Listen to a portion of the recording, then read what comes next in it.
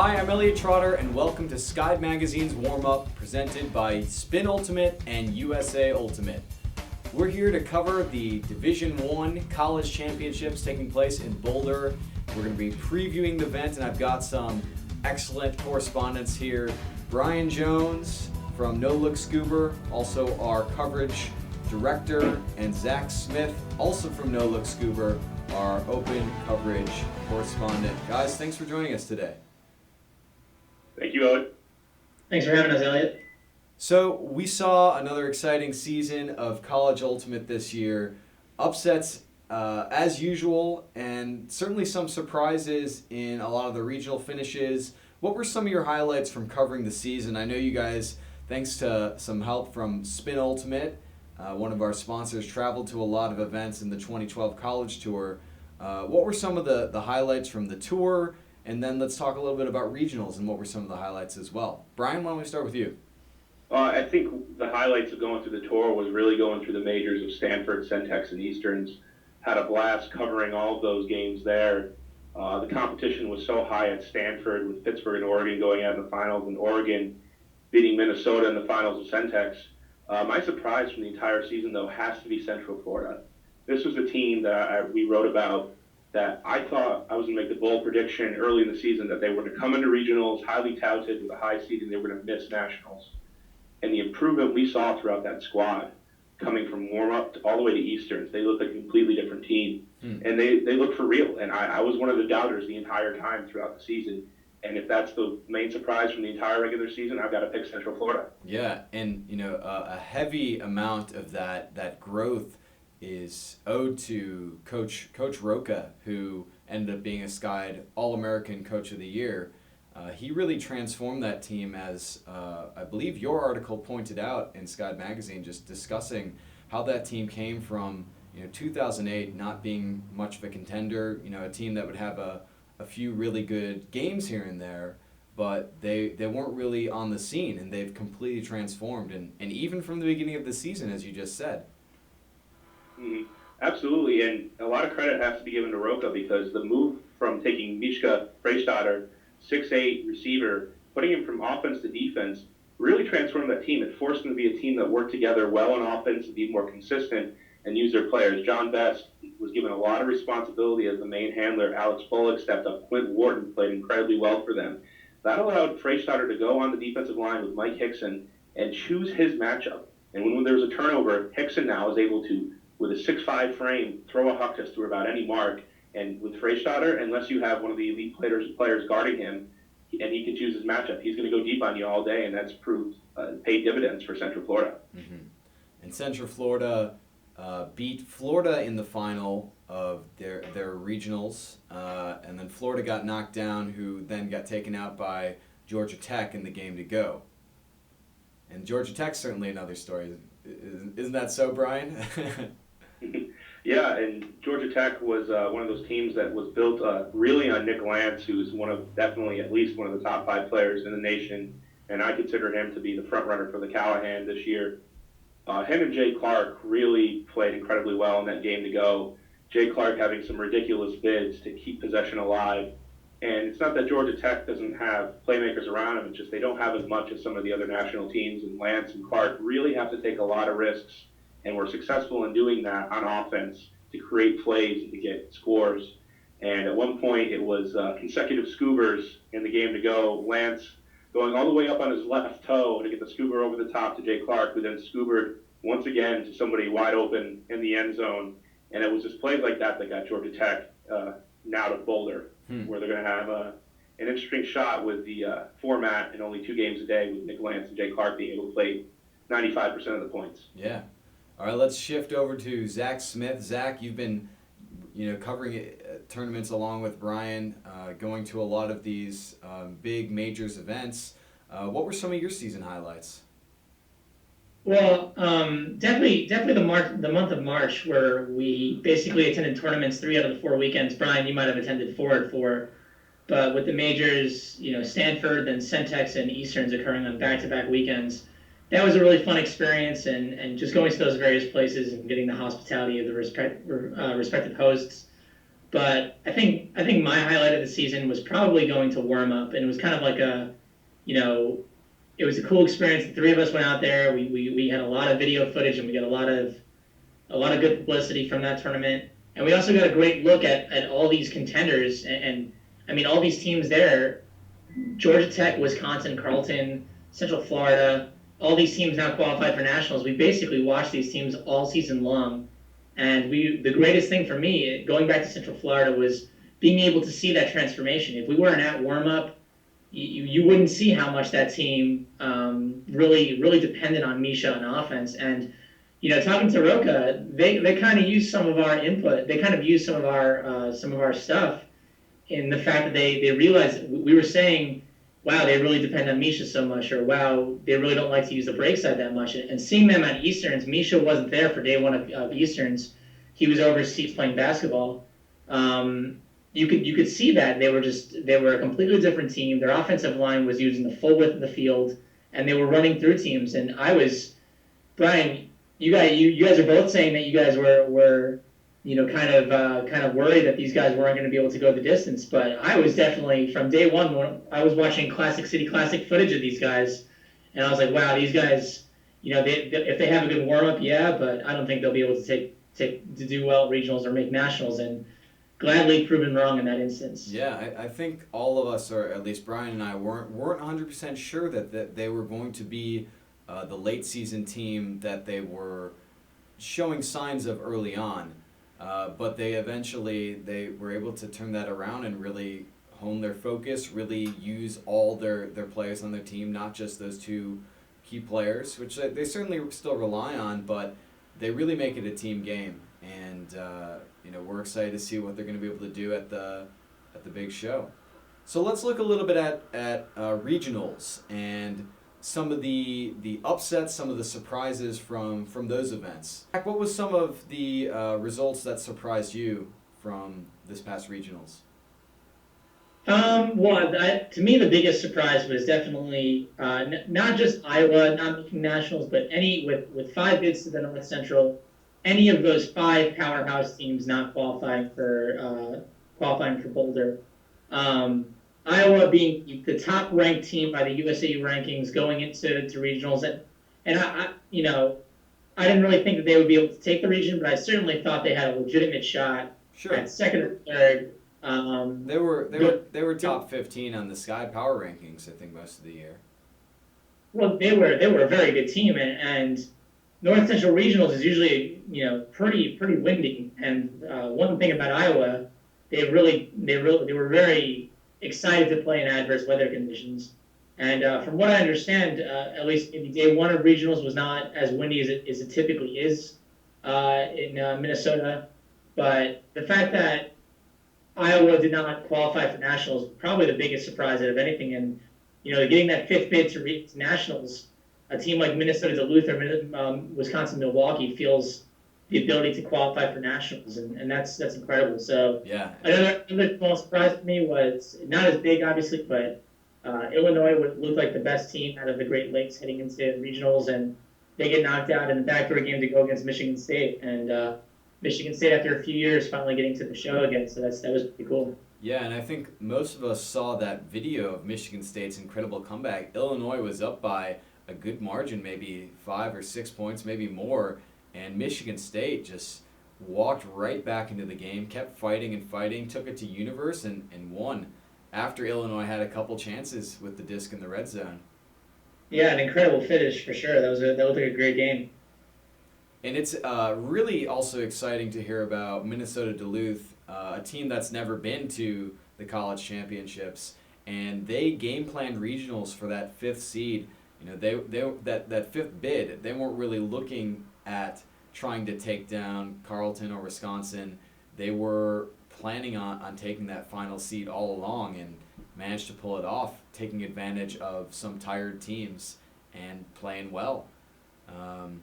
Zach, did you hear anything else, or Brian, did you hear anything else about Minnesota Duluth and what they're going to be bringing to the championships?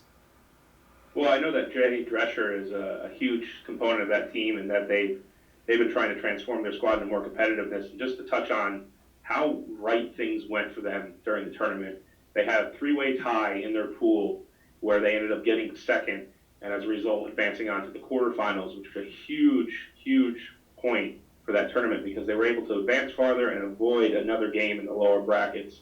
So they could take a game off in the quarterfinals if they wanted to. They dropped down to then the fourth place bracket, I believe, then losing down all the way down to the final fifth and final spot in the bracket. And they were on the opposite side of Wisconsin, Milwaukee, and Iowa. And that game went to Universe.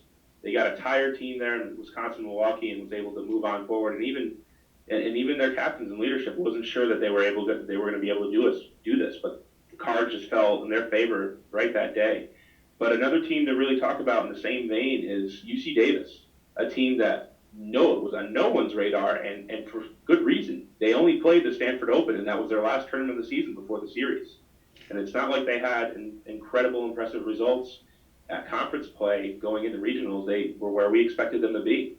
But they stepped up, and they took advantage of some of their cards falling in the right places for them with Arizona and Arizona State winning their respective pools. Davis advancing the finals to play Cal, and then they came down and showed when you have that that extra game to rest compared to the people going through the backdoor bracket, it made all the difference in the world. Yeah, I mean, really looking at this, first of all, going back to Minnesota Duluth for a second, looking at the bracket right now, they lost to Iowa in quarterfinals, and they actually dropped down to face Wisconsin, Milwaukee in the second place bracket, and they won that game on Universe. And winning that game set it up so that they wouldn't have to play Iowa in the fifth place bracket, as you pointed out. And Wisconsin, Milwaukee has to go through Iowa, win on Universe, and then has to play a much more fresh Minnesota Duluth. But looking at UC Davis, I mean, to be perfectly fair, give a quick shout out. Sky women's correspondent Maya Ziv was predicting Cal Davis to advance to nationals, so some credit goes there. Someone did think about it, but you made a really great point. The fact that Stanford got beat by Arizona and they got shoved down to the second place bracket. Stanford had a much longer road to get to that backdoor game to go, and they got knocked out. They got knocked out. Looks like 2 games before the backdoor game to go, losing on Universe to UCSB.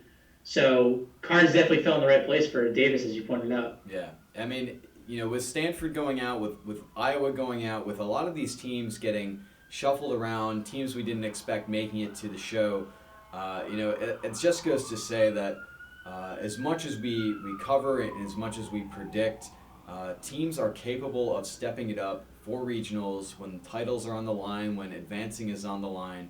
And that's really the magic of covering this sport and covering any sport, is seeing what people are able to pull out and how they can grow throughout the season, and just when everything is compressed into that finals moment, into that Universe point, seeing what goes down.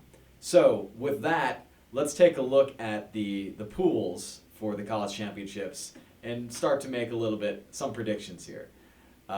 So Pool A, we've got Oregon, who's been strong the entire season, only losing one game, and they're in the same pool with Minnesota, North Carolina, Ohio, Georgia Tech, and Pool A.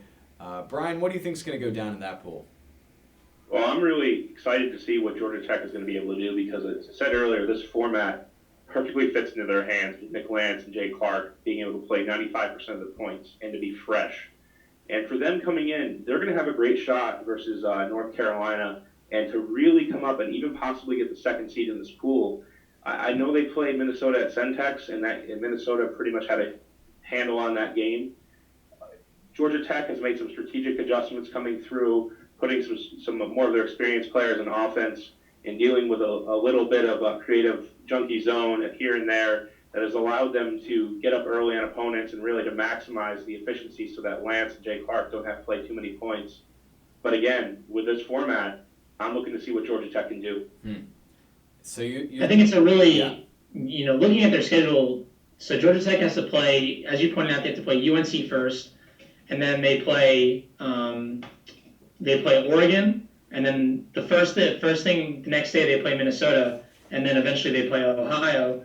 If they're able to take down North Carolina, you gotta figure that against a team like Oregon, even with the ability to play a majority of the points, you would kind of expect a team like Georgia Tech to play the first half of that game, see how it goes, and if they don't really feel like they have a shot, kind of like take the second half off and rest up for that first game Saturday morning, with the hopes of taking at least securing the 3 seed and possibly taking the 2 seed.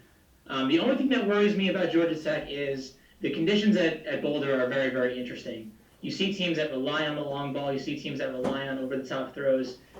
Things are very different at that elevation. So it'd be very interesting to see how Nick Lance and Jay Clark handle that elevated air. So it sounds like both you guys are looking at Oregon winning this pool as a foregone conclusion, but perhaps Georgia Tech will surprise people. And Minnesota, they're certainly a strong team as well. Yeah, I mean, definitely. Brian? Definitely, Minnesota is a strong team that has come together, and you have Greg Aronson, who we've talked about, who's really valuable at gaining the unders and putting the disc deep, and then we also have Meeson as well, and Reese Hornis, who has been an incredible receiver for them starting out at Stanford. So Minnesota is a team that's been growing, and to come out of North Central, it's hard to kind of gauge what they're going to be like coming into things. And it's just so hard because these games that we saw them at Centex were played over 2 months ago at this point, and we don't know what we're going to get. And it's really about how your team has grown since regionals. And Minnesota played Oregon close, and if Oregon doesn't come out and play well, Minnesota can definitely take this pool.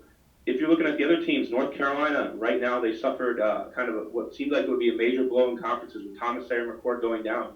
But that team has shown the depth they've had going through regionals and blasting away competition. My concern there is they seem to get a pretty good path at the regionals where a lot of upsets happened early and they faced some tired teams coming off some Universe Point wins, and they took advantage of that. So North Carolina, their results in regionals might be a little bit deceptive, but regardless, Mike DeNardis has done a great job with that program. The team that didn't make regionals last year, now making nationals. And Ohio, they're going to give teams whatever they can get. They've got a great handling core. Mike Bruce is on that line. Mitch Syon is a great first cutter. Nick Wetzel, all of those guys. This is going to be an interesting pool, and I kind of disagree here with Zach that I don't know if this is the pool of death. I see some of the other pools down the line, but I know Zach is definitely looking to see who gets ousted in this one. Zach, I'll give you a final word on Pool A, a brief final word before we move on to Pool B. Yeah, I mean, I just kind of going with what Brian said. I do think this is I think a lot of these pools are very, very tough, but this is kind of like a really hard pool to predict. Even though you would think Oregon, the 1 seed, they should be able to walk through everything. As you pointed out, 2 months ago, Centex, Oregon played Minnesota in the finals, and Minnesota almost came back to win it. Reese Hornis played absolutely incredible. I watched him get a really nice layout score past Dylan Freechild. And then Oregon, they didn't have Aaron Hahn, and Ian Campbell went down with an injury, I think, against Tufts in the game before. So Oregon might be able to handle this game much more easily, but this pool can go any way. And I think we've talked about Ohio the least, but Ohio can definitely make some noise as you pointed out as well. So I don't know. This is a really hard one to call. So moving on to Pool B, we've got Pittsburgh, Luther, Texas, Michigan, and Cal Davis. Pitt has also been the major contender this season. A lot of people's favorites to take the championships, if not Oregon. So, Zach, what do you think is going to happen in that pool? Is that pretty self-explanatory with Pitt in the lead? I really like Pittsburgh in this whole tournament, and I think especially after last year, the disappointing finish at Boulder, they're going to be able to handle the elevation, and they're going to come out well. But I've been talking a lot to Eric Johnson, and he's really excited for his matchup against Pittsburgh. He feels really confident, and he feels like they're going to be able to make some noise. So Luther could make some serious damage in this pool. My prediction is that Pittsburgh will take the 1 and Luther will take the 2. And then Texas, I've been a pretty big fan of Texas since Stanford when we first saw them play. The only thing that worries me is they throw a lot of with their handlers. They do a lot of throws to space, and I wonder how well that's going to work at the elevation. Mm-hmm. Brian, does Michigan or Cal Davis stand a chance to stand up to Pitt or Luther? Yeah, absolutely. I think this is the pool of death right here. I think UC Davis is a bit underrated because they're a bit unknown, and I think they have the capability of upsetting these teams. I see Pittsburgh as the favorite, but I wouldn't be shocked to see Luther or Texas, a team that runs the vertical stack incredibly well, which is why they utilize those throws of space with Calvin Lynn at the head coaching position, Will Driscoll there. I like Texas to have the opportunity here to take down one of those upper teams. Pittsburgh, last year they were upset. Nick Kazmarek has done a great job with them.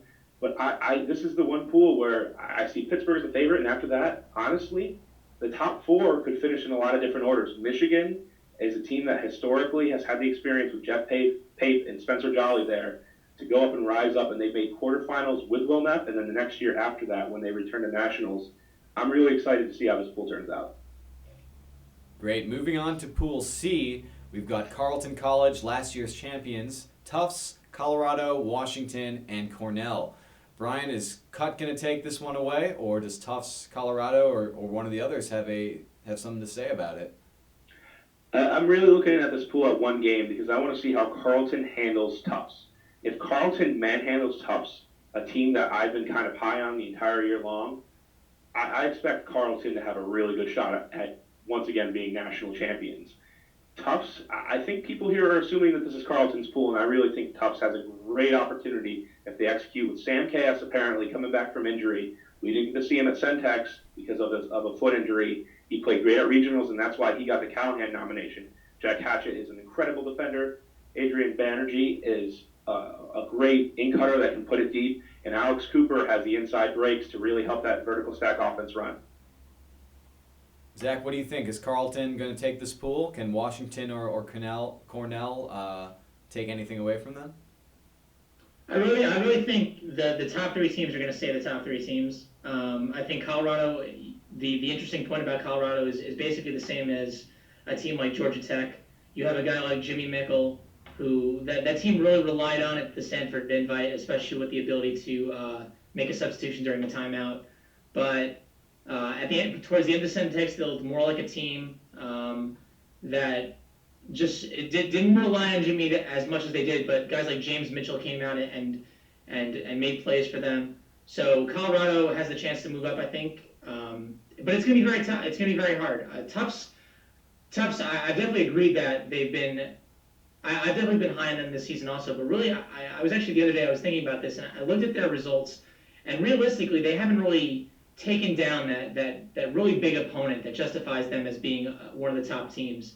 And I think they're either the hardest 2 seed or the second hardest 2 seed, depending where you argue Central Florida. I mean, Central Florida did beat Tufts. But I do think that Carleton's going to be able to take this pool. And unfortunately, I don't think Washington or Cornell are going to be able to make that much noise. All right. Well, let's jump on to the last pool, Pool D, which has the Wisconsin Hodags, Central Florida, California, Michigan State, and Minnesota Duluth. The Hodags and Central Florida did match up a couple times at warm-up. The Wisconsin got the best of Central Florida the first time, but Central Florida beat them the second. Of course, this was very early in the season, but Zach, do you see these two matching up well? It's going to be very interesting. As you pointed out, they split the series at warm-up, but like we said earlier, Central Florida is a completely different team now. But then again, Wisconsin didn't have Dave Wiseman at warm-up. He was out with the back injury, so this is going to be a great game. Wisconsin has been playing depth the entire season. We talked about this multiple times, how Hector Valdivia was just playing lots of guys, giving them lots of points in big games. You know, Wisconsin maybe not worrying about their results as much, but they finished third place at Stanford Invite and Centex, and then they take the second at North Central Regionals. Wisconsin peaked at the right time last season, and they might be peaking at the right time again. So this could be a really great game, or this could be your typical Wisconsin Hodags taking control. And they've had great success the last 2 times at Boulder. It should be. I'm really interested to see what happens between California and Michigan State. And on that note, Minnesota Duluth is sort of the big question mark, a team with nothing to lose, so to speak, as the last seed in the championships. Brian, do you see Minnesota making some noise here? Unfortunately for Minnesota Duluth, I don't see them finishing above 5th in this pool. I think Michigan State's going to hold 4th, and I think the rest of this pool is going to hold seed. I really like Wisconsin here to come out with a little bit of a revenge factor from North Central Regionals. Just being a little bit humbled is a good thing for them, having that tradition that they have. They still have to remember that they have to come out and play well and get it done on the field. And the return, as Zach said, with Dave Wiseman coming back, that could be a huge thing for them. We've touched so much on Central Florida that they're going to be a good team, and they definitely have the potential and possibly upsetting Wisconsin. I'm still going to go with Wisconsin and their program's history here. And California is a team that's going to be an interesting one. We have Carson Schultz on that team, Andrew Hagan, as well as an experienced squad led by Dr. Bart Watson. They're kind of a wild card in this pool. Are we going to see them try to upset a team or come close, or is Michigan State going to have an opportunity? I still, regardless, think this pool is going to hold seed. All right, guys. Well, now it's time to move on and make some predictions, and we'll start with the semis as we often do. The quarters can be a bit difficult to predict at times, but let's take a look at the semifinals and the teams we're expecting to make it there. Unless you guys want to do quarters. It's kind of hard without a bracket. All right, let's start with quarters then, or semis then. What do you think, Zach? I really like all four of the one seeds. Even though we've seen Pittsburgh underperform as the one seed and we've seen Oregon underperform as a one seed in national tournaments, I definitely think we'll see those two teams there. Out of the two seeds of the pools, I really think the best two teams that have a chance of moving up are going to be Tufts and Central Florida. Central Florida really proved themselves, and Tufts the ability to play close games against top teams and also bottom teams. So with this format, the ability to play all of your top players all the time, I mean, those two teams are definitely my two picks for if any of the two seeds make it, but I really like all four of the one seeds. And Brian, who are you seeing in the semis? Seeing in the semis, I have to agree a little bit with Zach, although I'm really wanting to pick Tufts in Central Florida. They're obviously the ones that have the biggest chance of upsetting because just the way the seeds are. And I really think we're looking at the top six. If we go on even further and we look at Luther, they remind me of a Harvard team like last year who was led by George Stubbs. Eric Johnson definitely has the capability of winning games and coming out with the 2 seed and winning going to quarters, depending on their matchup. I just think that they're probably going to run out of steam and really make way for a team that's built on the depth of their team. And so if I'm looking at the next best squad, I'm looking at Minnesota. I think they've shown that they can play with the top competition. And if they just come out and play well, we just don't know what we're going to see. But like Zach, I really like Oregon and Pittsburgh to make it. I think Pittsburgh's going to play incredibly well, led by Kazmarek. And then Carleton is going to be more vulnerable than people think. I think it's going to be a close game, and it's too close to call. And I also like Wisconsin and their experience over Central Florida, but wouldn't be surprised. All right, mostly ones and a lot of 2 seeds in the mix for the semis for both of you guys. And now let's look at finals. What is it going to be this year? Is Pitt finally going to get a shot at that championship? Is Carleton going to end up in the finals again? Is it going to be 50-mile-per-hour winds? What do you think? Brian? I think we're going to see a Wisconsin versus Pittsburgh final. I think Wisconsin and their history is going to come out, and they're going to shock a lot of people. I think Oregon has a ton of talent, and I think they have the capability. But if the 4 and the 1 meet, Wisconsin versus Oregon in the semis, you're going to see Wisconsin play value the disc. They're going to have possession-oriented, and they're going to know how to get up, and that program's history is going to prevail. And I think we're going to see finally Pittsburgh get over the hump. Carleton here doesn't have the depth they used to. They definitely have performed better when needed, but I'm still not convinced that they're going to be able to come back and repeat. Now, Pitt, that's funny because this is the exact same semi we saw at Stanford. We saw Pitt face Carleton, we saw Wisconsin face Oregon, and Oregon managed to beat Wisconsin, whereas Pitt squeaked by Carleton. So you're predicting a little bit of a switch in the Oregon-Wisconsin matchup. Yes, I just think that Dave Wiseman wasn't back to 100% there. Wisconsin, out of all those teams in the nation over the past 7-10 years, has proven that they're better than any other team at developing people from raw talent. Carleton gets a lot of people coming in that are talented already from high school juniors. Wisconsin, I think, is the better developmental program. All right, Zach, what do you think? I mean, I guess so. We're under the assumption that we have the top 4 teams making the semis and competing.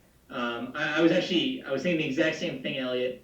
One point that I wanted to bring up was kind of like a discussion that we've kind of been having the entire season is the effect of so much video being out there. They talked about how Iowa game planned Pittsburgh based on the video that we put out leading up to 2011 Nationals. There's so much video of Pittsburgh. There's a lot of video of Oregon, Carleton, and Wisconsin. Wisconsin was up, I believe, it might have been 5-1 in that semifinal versus Oregon at Stanford. And Oregon is able to bring it back, and I'm sure Wisconsin watched that game a ton of times trying to figure out what to do differently next time. And Pittsburgh versus Carleton, that's personally my favorite matchup. And you pointed out that Pittsburgh was able to squeak by Carleton at Stanford. I'm sure Carleton is doing the same thing. They've probably looked at the tape and they've probably trying to figure out what went wrong and what they could change. They've also been pretty injured all season long. They've had guys like Mike Clark unable to be 100%. Simon Montague got hurt at warm up and he was a little iffy throughout the season. And so was Nick Stewart. So with all these teams being back to 100%, I'm assuming Oregon's going to have Ian Campbell back. It's going to be really interesting. Personally, I would really love to see an Oregon Pitt final. I know how boring that sounds, but that final at Stanford was really exciting, and I would love to see it again. All right, guys, and who is taking home the gold this year, Zach? Pittsburgh. Pitt, easy answer for you. They're so much fun to watch this year. And don't get me wrong, I love Ego and I love watching those guys, but Pittsburgh is super fun to watch this year. They have the talent, they have a good attitude, and they have great defense. I think they got it this year. Brian, do you agree with Zach, or you want to see someone else with the gold this year? Oh, dang. All right, I think that Wisconsin is going to be able to come back after their finals loss last year. They've got that experience there. They know what it means to play under these crowds and these conditions. They're going to come out and they're going to win this game. They have that experience factor, which I think makes a huge amount of difference. So we have Brian Jones predicting Wisconsin to take the gold, whereas Zach Smith has Pitt. And one thing is for sure, it's going to be an interesting and exciting college championships in Boulder. We're crossing our fingers for some good weather. And the entire Skyd crew will be out there covering the championships in Boulder. Zach Smith and Brian Jones, as well as a plethora of other correspondents. And we're excited about doing all that. So we will see you guys in Boulder. Brian Jones with No Look Scuba, also our coverage director, and Zach Smith, also with No Look Scuba, our open correspondent. Guys, thanks so much for joining us today. Thanks for having us, Elliot. Thanks. I'm Elliot Trotter for Skyd Magazine. This has been Skyd Magazine's warm-up presented by Spin Ultimate. We'll see you in Boulder.